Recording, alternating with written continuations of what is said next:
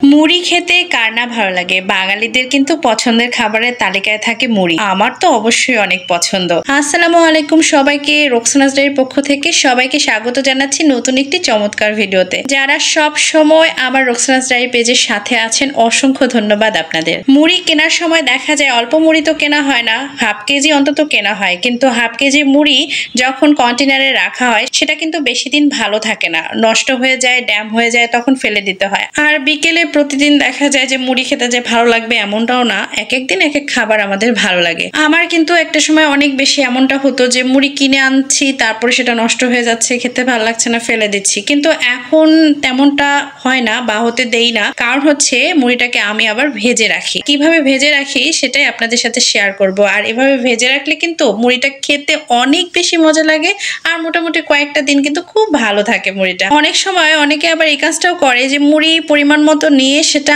আবারও আগুন দিয়ে একটু সিল করে দেয়। যাই হোক, এটা একটা ঝামেলার কাজ আমার কাছে মনে হয়। আমি যেটা করি সেটা আপনাদের সাথে শেয়ার করছি। আমি প্রথমে তেলের মধ্যে একটু পেঁয়াজ নিয়ে নিয়েছি, একটু কাঁচামরিচ দিয়ে দিয়েছি, আর একটু হলুদ দিয়ে দিলাম। সবকিছু ভালোভাবে ভাজতে হবে। এখানে চাইলে কিন্তু লবণ দেওয়া যায়, আবার নাও দেওয়া যায়, কারণ মুড়ির মধ্যে তার নিজস্ব লবণ থাকে। অনেক সময় দেখা যায় পেঁয়াজের পরিমাণ বেশি হলে সামান্য একটু লবণ দেওয়া যায়, সামান্য একটু লবণ দিলেও কোনো সমস্যা নেই। তারপর দিয়ে দিচ্ছি মুড়ি। আমি এখানে বেশিরভাগ মুড়িটুকুই দিয়ে দেবো, আর এটা ভালো করে ভেজে নেব। বিকেলের সিম্পল নাস্তা হিসেবে এই মুড়ি ভাজাটা কিন্তু অনেক বেশি মজার একটা খাবার। গরম গরম চা দিয়ে খেতে কিন্তু অনেক মজা লাগে। আর আমরা বাঙালিরা কিন্তু এই ধরনের ভাজা ভাজা খাবারগুলো অনেক বেশি পছন্দ করি। অনেক সহজ আর মজার একটা খাবার আপনাদের সাথে শেয়ার করলাম, যেটা কিনা আমার মনে হয় যারা মুড়ি পছন্দ করে তাদের অবশ্যই ভাজা ভাজা মুড়িটা ভালো লাগবে। আর একটা বিষয় নিয়ে কথা না বললেই না, আমাদের এই মুহূর্তে আমাদের দেশে আমরা কিন্তু আসলে খুব একটা ভালো নেই। সেটা হচ্ছে যে মানসিকভাবে ভালো নেই। আমাদের পরিস্থিতিটাই এমন যে আমরা আসলে ভালো থাকতে পারছি না। যাই হোক, আমরা চাই আমরা সাধারণ মানুষ ভালো থাকতে, শান্তিতে থাকতে এবং সবাই মিলে একসাথে থাকতে।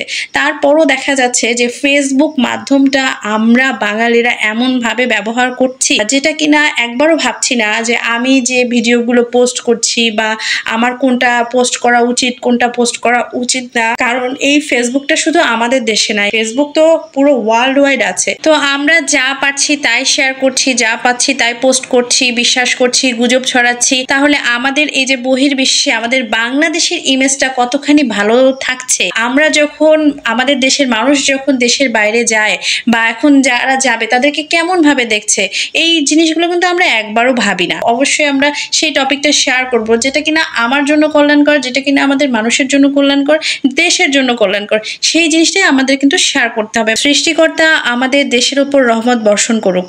আল্লাহ হাফেজ, ভালো থাকবেন সবাই।